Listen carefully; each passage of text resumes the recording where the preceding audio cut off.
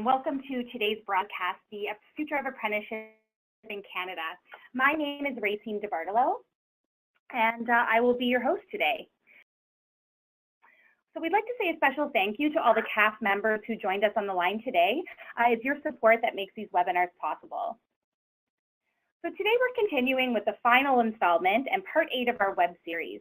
As part of our 2016 conference, we had a session on the future of apprenticeship in Canada, where we discussed some of the big and pressing issues regarding apprenticeship in our country. Over 300 stakeholders from across Canada attended the session, and based on their experiences, they discussed their challenges and they shared their best practices and ideas for future action.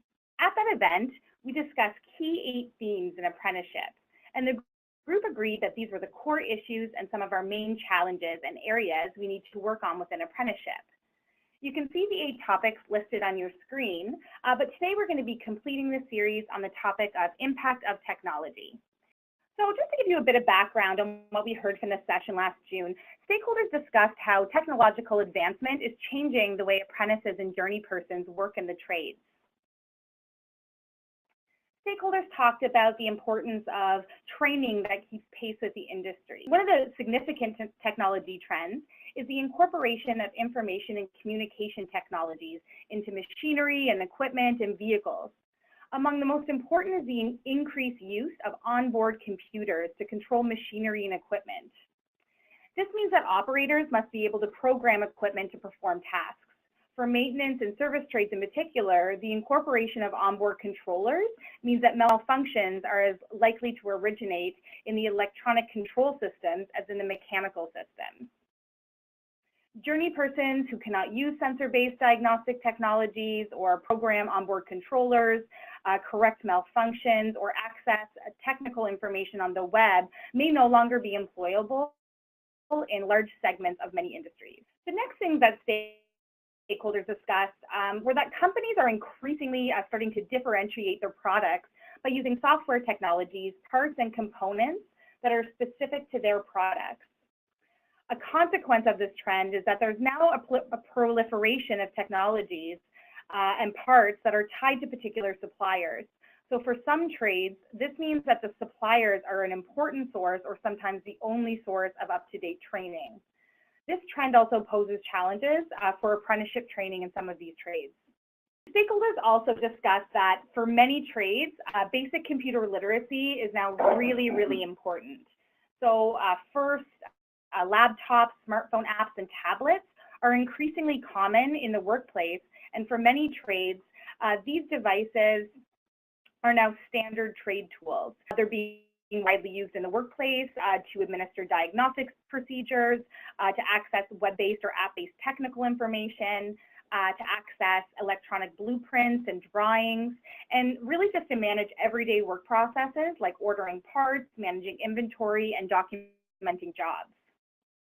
Stakeholders also talked about the impact of technology in terms of technical training. So what kind of impact was technology having on online and blended training or other learning supports?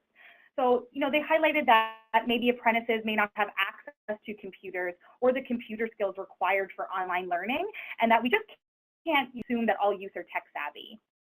They also talked about faculty attitudes and how they may be able to be a barrier if instructors or teachers don't feel comfortable with the technology. So professional development when incorporating new technology into the curriculum was very important. Lastly, stakeholders talked about the impact technology is having on new tools and equipment. So in many trades, the tasks have not changed, but the tools used to perform those tasks have changed. A good example of this is laser levels, GPS, 3D visualization technologies, and 3D printers.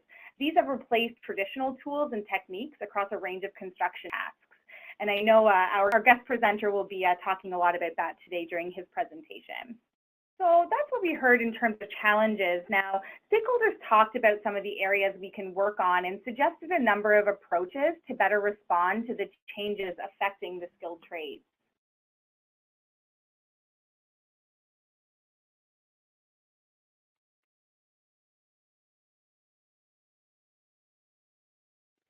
Stakeholders agreed that we really just need to overall better understand the impact of technology.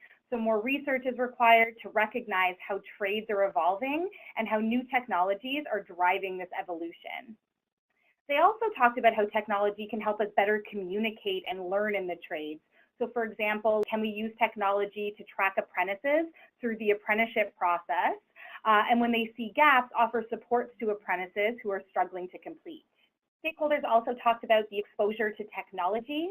We want to promote them as high-tech careers, and we want to provide them with exposure to technology and experiential learning in high schools. We also want to expose students to technology prior to register for technical training, so that if they do have gaps, that they're able to access supports before going into training. One of the other things stakeholders highlighted was ensuring access to the internet, and this was especially important in remote and rural areas. Lastly, stakeholders have talked about providing updates and new technology in training institutions. Talked about fostering partnerships among employers, manufacturers, and training delivery agents to facilitate access to state-of-the-art equipment. They also want to provide professional development for faculty as well as journey persons to have access to funding to get these technology upgrades. And in terms of resources, one organization had created a virtual video library so that they could share learning resources across sectors. And lastly, in terms of leadership, stakeholders talked about we need to ensure that the apprentices are becoming the technology leaders. We need to engage apprentices in identifying what technology they're using in the workplace and what gaps exist in the training curriculum. So that's just a brief introduction to what we discussed at the Future of Apprenticeship in Canada session last June. So I'm very happy to say I'm here at the office of RJW Stonemasons with Bobby Watch, who's joining us live today. Welcome, Bobby. Hi, thank you. Nice to be here.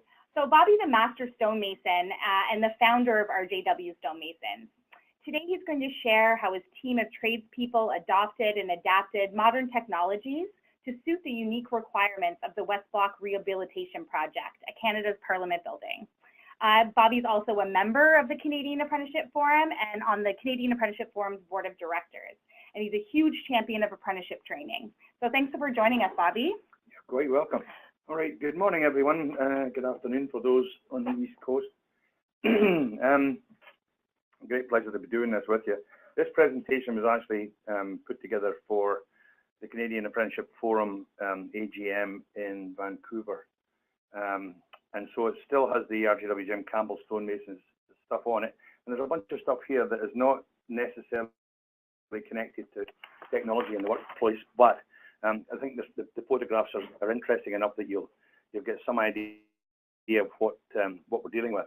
The funniest thing about all of this, of course, is that stonemasonry is probably the oldest trade in the world, and here we are talking about technology influencing it, and it only has happened in the last 5 years.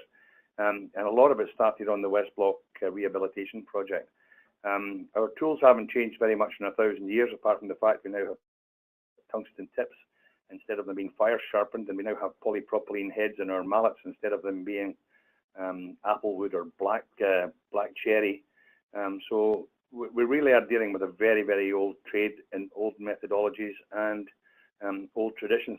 The picture of the gargoyle actually is a grotesque rather than a gargoyle on the front page. That is actually a Dutchman inset. It's not a patch.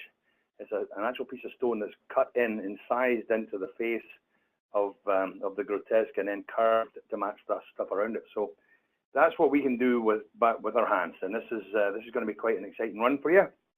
Some of these will be up for a few seconds. Some of them, when we get to the technology sections, will be up for much longer. So we'll go ahead. That's me. You know about me. You don't need to know anymore. This is the project, the West Block Rehabilitation Project. You can see what's happening. That the bottom left photograph shows the image of what's going to be the House of Commons when the House of Commons moves in here. Hopefully next year. They're hoping. It's still a long way from completion yet, but that's the idea.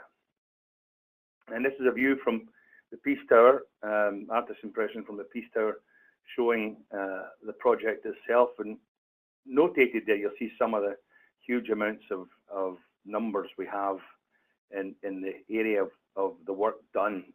Incredible amounts of rake and repoint, for instance, 60 kilometers. That's, it'll get you almost to Perth. acres of wall dismantled and rebuilt, 84 pails of mortar a day in average at the high point. It would drive a mason tender crazy trying to keep up with that.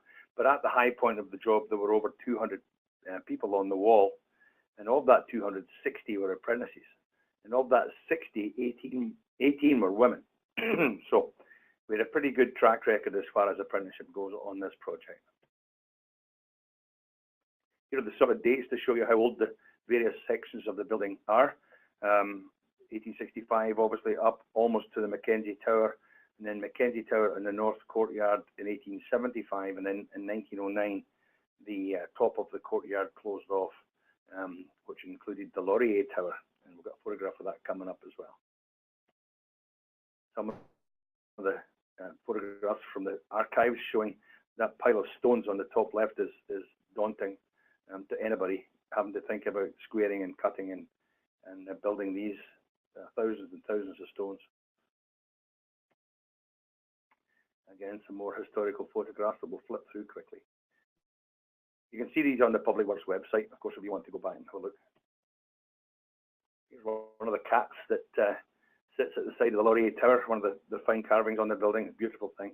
It's actually very large. You don't get to see in this photograph just how large it is, but it's a very big cat, and there's a matching cat on the other side. Laurier Tower at the bottom left of the photograph on the right, it collapsed. And there's the collapse. Various people blamed for the collapse. Of course, the world being the way it is, the first people they complained about were the masons themselves. The contractor, of course, had nothing to do with it. They were forcing the build on using what was basically bad building techniques, trying to build into the winter, and mortar was freezing before it actually set.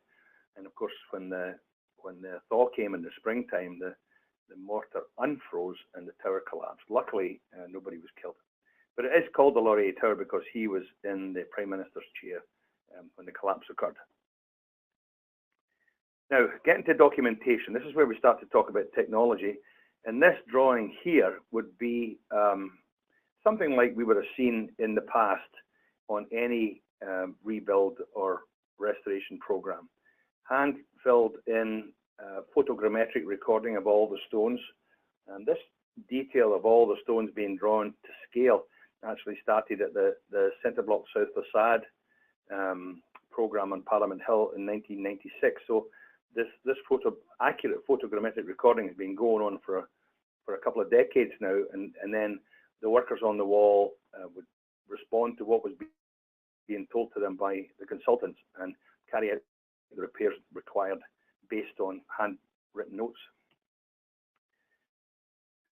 This is the scope drawings that we had, where you can see the whole area of wall, massive area of wall, and when it's blown up, you get to see the modern version, which is basically a screenshot, or will become a screenshot of an iPad that every foreman had with them on the scaffolding.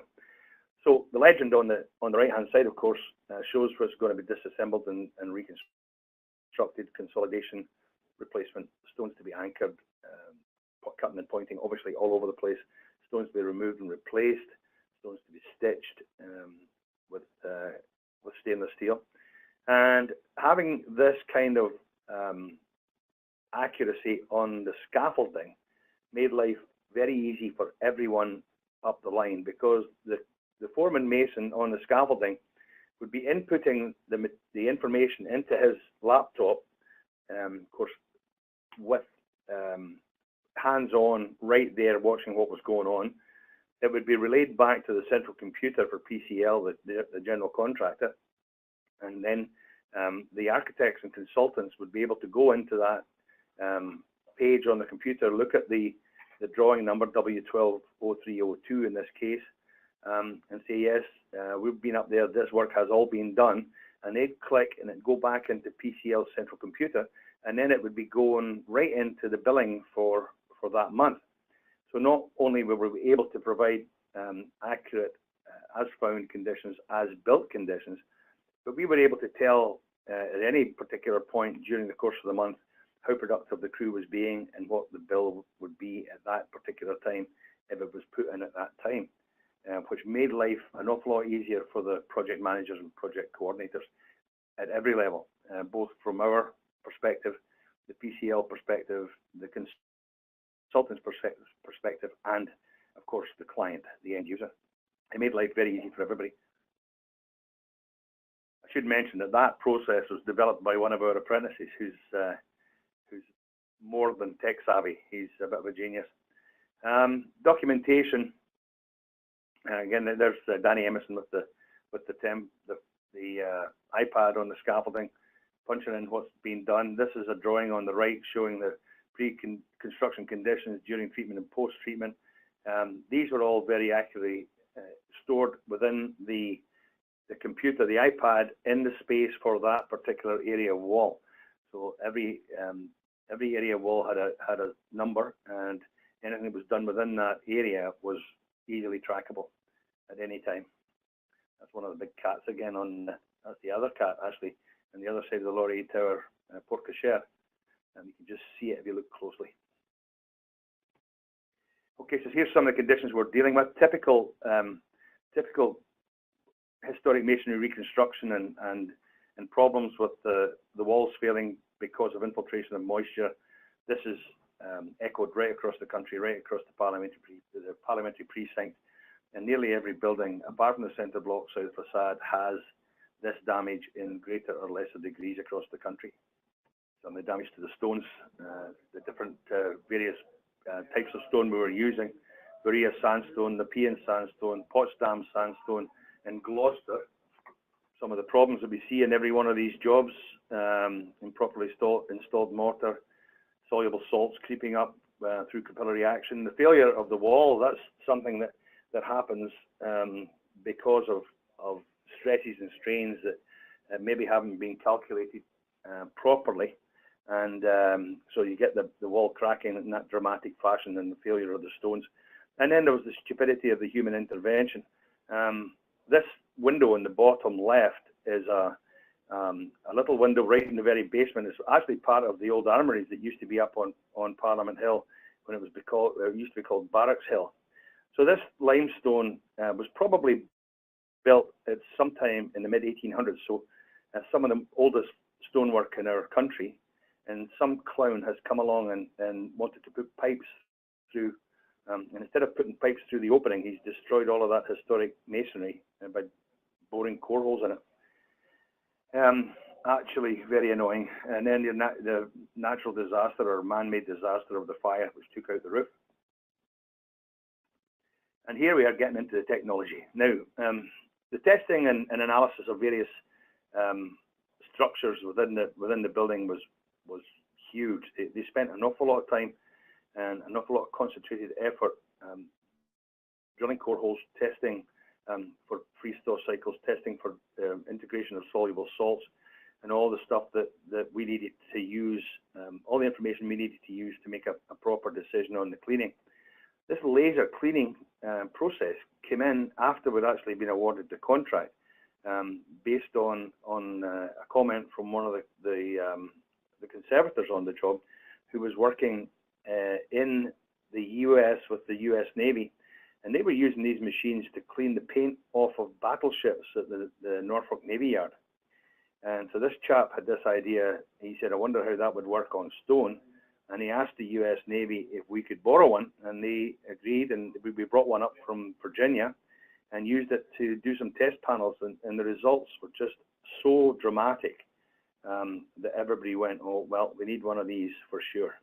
And of course, we had to go to Germany and buy one, developed by Audi in Germany, very expensive. But as you can see, they clean the stonework so amazingly and don't do any damage at all to the stone. Right, and better still, right beside the laser beam, there's a vacuum of the same size which takes the destroyed and pulverized material right off the face of the stone and drags it down the vacuum tubes into a collection area in the trailer down below on the ground. Remarkable advancement, and cleaning of masonry will never be the same again since this came into play. And here's some of the more traditional stuff. At the very top photograph there, you'll see a couple of hammers and chisels that haven't changed very much since medieval times. They're used to make a particular pattern, not pattern, but a particular finish on the face of the stones. And the boys and girls in the cut shacks were using these things all the time. And just as a juxtaposition, we're using heat sensor units to determine just how warm it is at the face of the wall, because of the consultants and common sense says there has to be a minimum and a maximum for heat and cold while you're building, and these gizmos were used to measure that. And there's another picture again of the wall face being compared to the drawing or the image on the iPad. So the supporting technology of the iPads and the AutoCADs and the environmental monitoring are all very, very important to the fundamental skills being used by the people on site. There's the difference. That's wall 7 there in the top left. That's wall 7. The before and after photographs after the laser cleaning. An amazing thing. Incredible. You'll see the Dutchman there, top right. There's Dutchman, and the center photograph is a Dutchman as well. This is where we take a small piece of stone. You can imagine, especially with that flower there in the central photograph, you can imagine how much it would cost to replace that whole stone with a new one. Whereas if we can incise in and take out the broken piece or badly deteriorated piece and replace it with a new piece, then it saves an awful lot of money, and it goes along with the first of the mandates for conservation is do no harm, and whatever you're going to do, make it as little as possible. Don't do any more than you absolutely have to. So, and that's one of the guidelines that we live by in this particular world. Again, some more of the laser cleaning. You can see the PPE, personal protective equipment, on the operator there. She's well covered and well. That's Amy. I can see the name in the mask. But she's very, very good at what she does. But that mask becomes hot and horrible, especially in the middle of the summer. So we used to have teams of them, and they'd go about an hour and a half maximum with the unit, and then they'd switch it out, and one would then back off and watch the other so that they weren't getting overheated. And again, that's the west entrance that shows just how successful the laser cleaning was. The lion's head there before cleaning, and you can see him in the bigger picture where he's all clean and looking very majestic indeed in the coat of arms.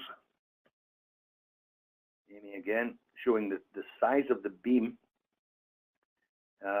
This thing it's a 1,000-watt laser, so there are various things that have been used. Lasers being used for all sorts of things, but very small 10-watt, 5-watt lasers used to do various things, cosmetically as well, for I guess removing hair or moles and things like that. But this thing here is way, way more powerful than that.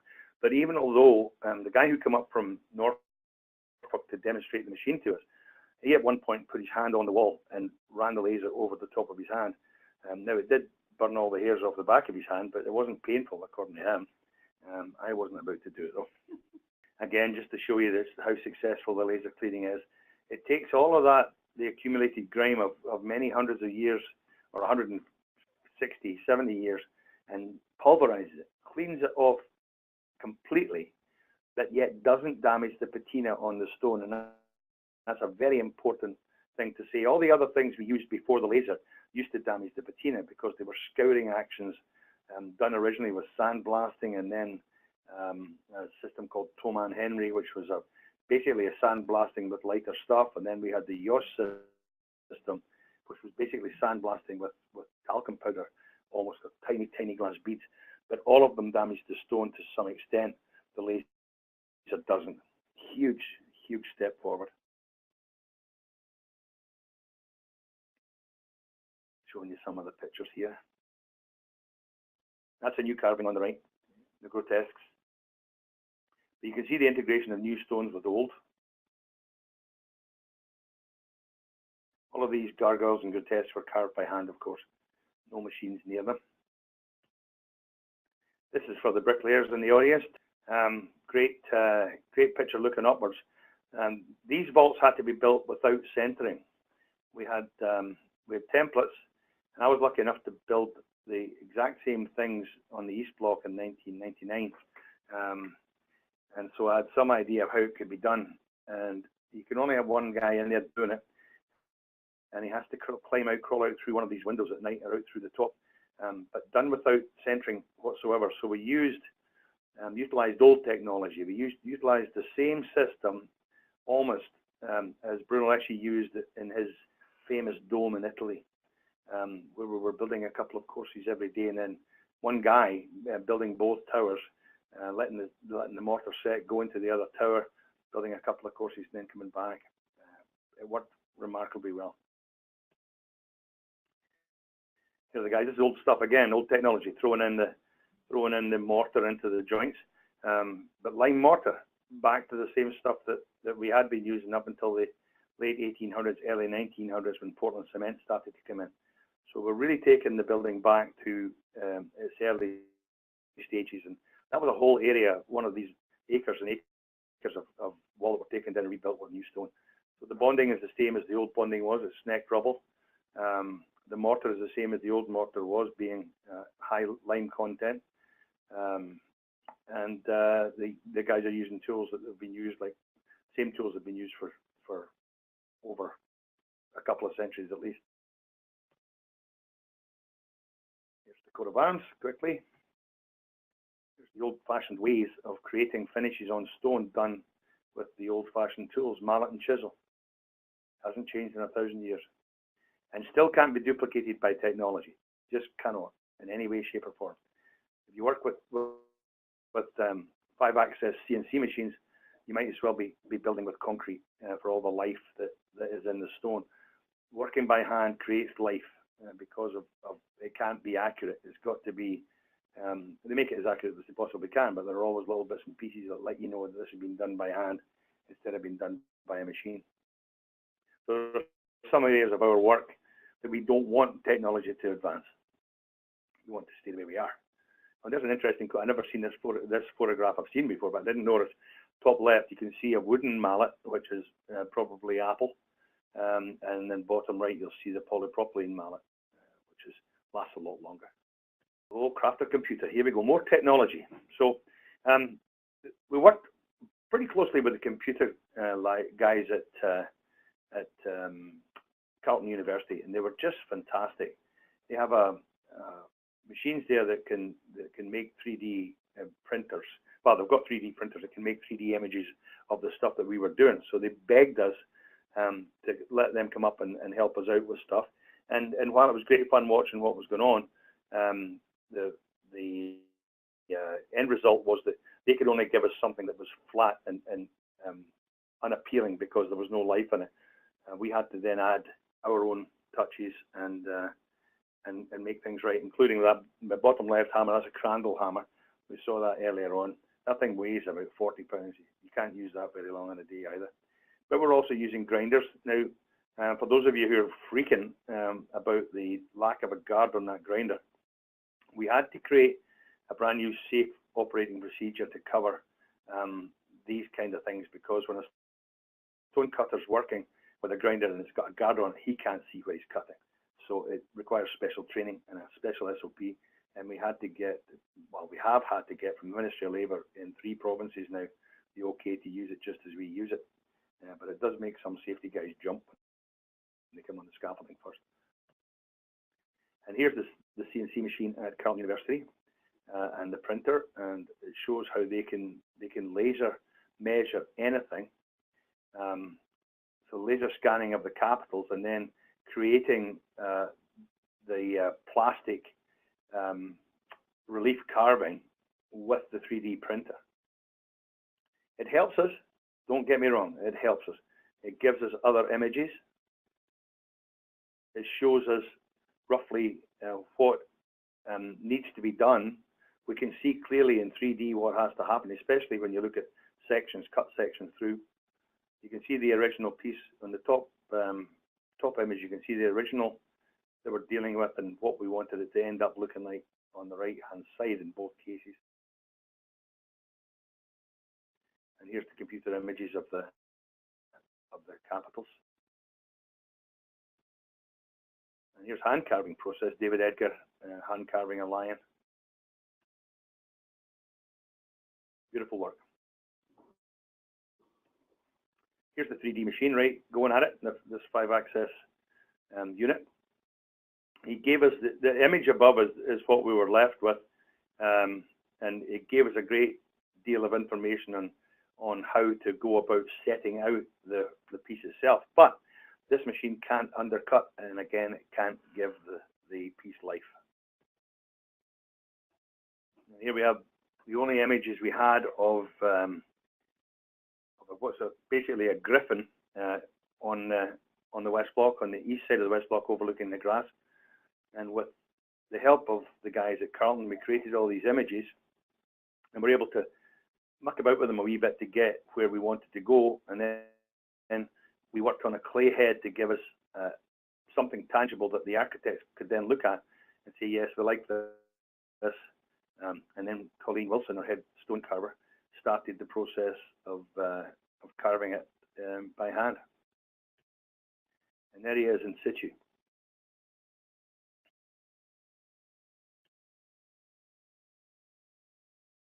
This is worth reading. These old buildings do not belong to us only. They have belonged to our forefathers, and they will belong to our descendants unless we play them false. Great line from William Morris. And there we go. There's the crew giving a thumbs up to a friend of mine who got himself gassed in northern Iraq trying to help the Kurds, and had to have a double lung transplant while we were building at the West Block. So we sent him this message from all the men and women on the crew to cheer him up when he went off to hospital in Toronto to get it done.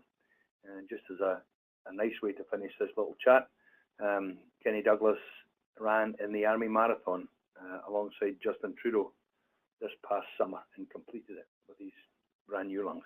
So there. So I think we're in a situation now where we can start accepting questions.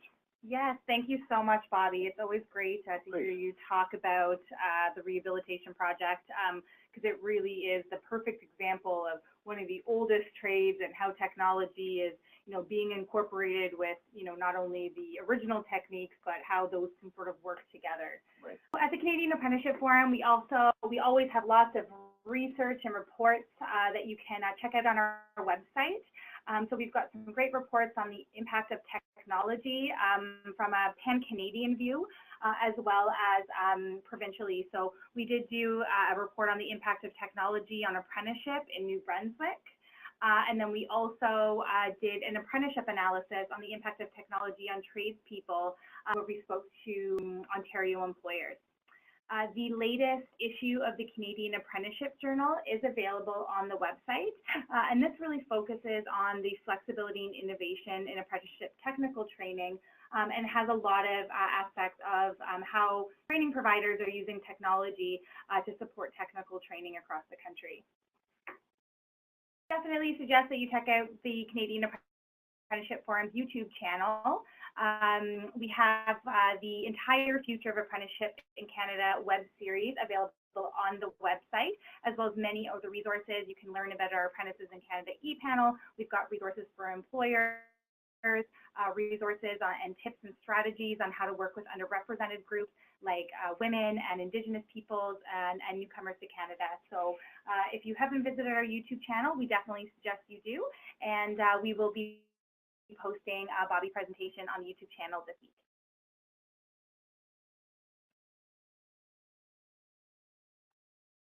So we do have a question that has come in.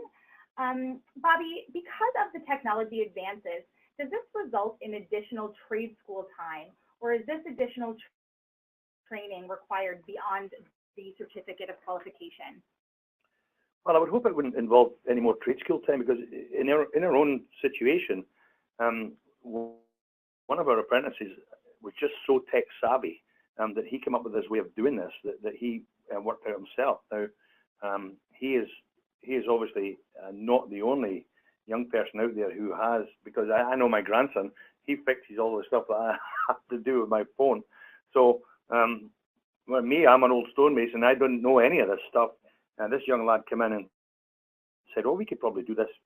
Give me 10 minutes and I'll fix this up." Obviously, it took him a week, and we paid him for it. But it was something that was done during the course of the time. It may be something that needs to be added into learning outcomes for apprentices, or maybe not apprentices. Maybe if it's going to be a secondary education thing where trade journeymen are going for Red Seal certificates or looking for more management orientated programs such as project manager, project coordinator, or foreman. Maybe that's where these things would become part of the curriculum. But I imagine that a lot of people are tech savvy enough now coming through the situation in their 20s that they would know how to run this stuff, given the program. Thanks very much, Bobby. We've got a great comment here from a participant that says, you know, they're really happy to appreciate how Bobby's comments about how there were some tools that they didn't want to modernize, as the hand tools added life. And I think this is very important in the training aspect, that we still need to add life to our training that cannot be done online or you know, through technology. Absolutely. Yeah. So do you have any, you know, other thoughts on that, Bobby? Like, how do we balance the use of technology with, you know, the old skills and the old tools of the trade? Well, I think we're feeling our way through it at the moment, but it's the same with training. You have to engage the people that are learning. I love the word inculcate, where you're not just teaching somebody, you're showing them how to learn. You're giving them a way forward so that they'll want to learn more. And I think that's a big portion of what we have to do as mentors or trainers, is provide the apprentices with this urge to want to really enhance their own skills by doing other things that will, in fact, add life to them. Because it's okay saying you've got learning outcomes, you have to get to that stage. We want you to be able to do this, this, this, this, and this. But if they stop there and don't want to go further, then we're letting them down, I think. So I think whatever we can use, PowerPoint presentations like this were unknown to me when I started training at Durham College. It was literally a blackboard and chalk, and everything had to be done that way. So I think we're moving forward so fast with technology that I can see it becoming more and more involved in the trade. But when you're, from our point of view, when you're on a wall with a trowel in one hand and a level in the other hand, or a mallet and chisel, you're not thinking about technology. You're thinking about having to make the wall work. You have to build this wall. It has to be done at a certain speed. It has to be done with a certain level of competence. So that then sets us apart from the technological side of things, where we know that technology lets us record what it looks like. We know that technology has given us the drawings that we are following to build the wall, and we know that technology can help us with the bits and pieces that we need, whether it's a carving or whether we're going to clean the material or enhance the wall in some way. But the basic knowledge is still the basic knowledge for each trade. I think that even though the CNC machines have made not just our trade, I'm not saying better yet. It's quicker to use a CNC machine than it is to use a pair of hands and a head and a heart. But the pair of hands and the head and the heart will always end up with a better product than the CNC machine can ever come out with. Now, that doesn't matter if you're a machinist or a pipe fitter, where you're using machines to create things that are going to be added to other things. But it sure makes a difference if it's something that everybody's going to look at and want to be able to see properly.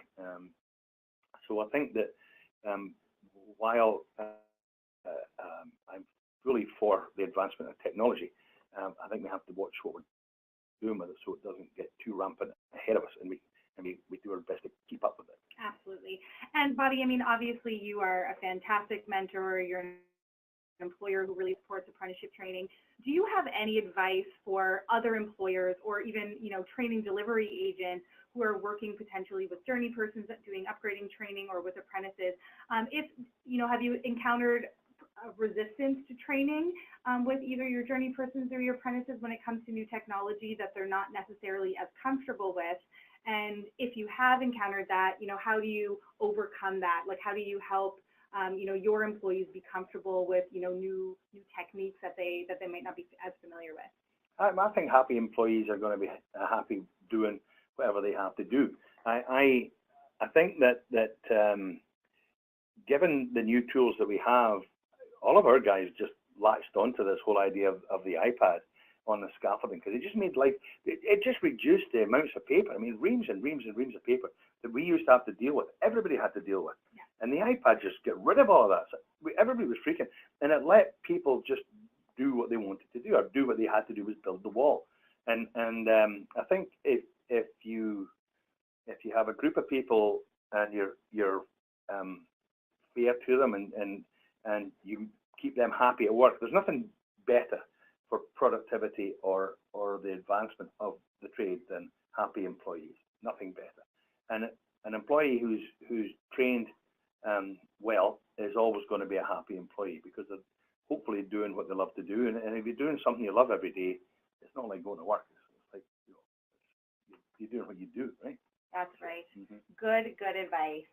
Did you use any video during the restoration that you could use later as training aids for others? Is that something that you guys incorporated? No, we haven't. We did a series of videos that are on the website. If you people who want to go to the RJW Campbell website, it's just rjwgem.com, and click on West Block. You'll see a series of videos there that we recorded as the job was going on, and it does show some techniques and various things, and shows how we do things. But I wouldn't think that you'd be able to turn yourself into a stonemason just by watching them. You'd have to be involved in a proper masonry program, and proper masonry programs are great and give you the fundamentals of being able to build brick and block and stone. But then you can do a specialist stone masonry or restoration masonry add-on and stone cutting add-on at that point. Or if you want to jump all of the building aspects of stone masonry and go right to stone cutting, unfortunately there's no places here you can do it in Canada, but you could go to any one of half a dozen facilities in the UK and Northern Europe that you could learn to be a stone cutter and stone carver primarily. But then if you do that, then you're dropping yourself into a niche market that hasn't nearly as many jobs as the guys who are working cutting and squaring rough stone and building it. So the builders as opposed to the cutters. So that's the basic split in our trade. We have a group of people who are split into a number of things. The biggest group of whom are the builders, and then we have the restorers, and then we have the stone cutters and stone carvers, and then we have the conservators. So there's a group of people that all have their hand in the stonemasonry pie. But the builders can also turn their hand to being bricklayers or blocklayers. Not very fast, mind you, because they tend to want to be too picky about stuff. Thanks so much, Bobby. Well, if you do have any other questions, please do enter them through the webinar control panel, and I will be sure to follow up with you following the webinar. So just before you go, we just wanted to talk about some current initiatives that the Canadian Apprenticeship Forum is working on. Our Apprentices in Canada e-panel is an online e-panel that collects insights, ideas, and feedback of apprentices using online surveys, helping us to identify new ways to overcome training and workplace challenges. The first report as a result of the e-panel is available now and provides insight as to apprentices' perceptions on learning and examination. If you do have any apprentices, please do encourage them to sign up. If you'd like more information, you can contact our lead researcher, Emily Aerosmith. We have announced the dates for our biennial national conference, so please save the date for June 10th to 12th when we'll be headed to Montreal. Early bird registration will open in early January. So the Canadian Apprenticeship Forum is a nonprofit organization that connects Canada's apprenticeship community. As a national voice, we influence pan-Canadian apprenticeship strategies through research, discussion, and collaboration, and promote apprenticeship as a valuable form of post-secondary education to youth, parents, and employers. So thank you very much for joining us today, everybody. Please don't forget to join our social media community to stay in the know of the latest in Canada's apprenticeship news, events, and trends. Thank you very much for joining us. Have a very happy holiday, and we look forward to connecting with you during our January webinar in the new year. Thanks again, Bobby. Yeah, you're quite welcome. Bye, Have everybody. A great day.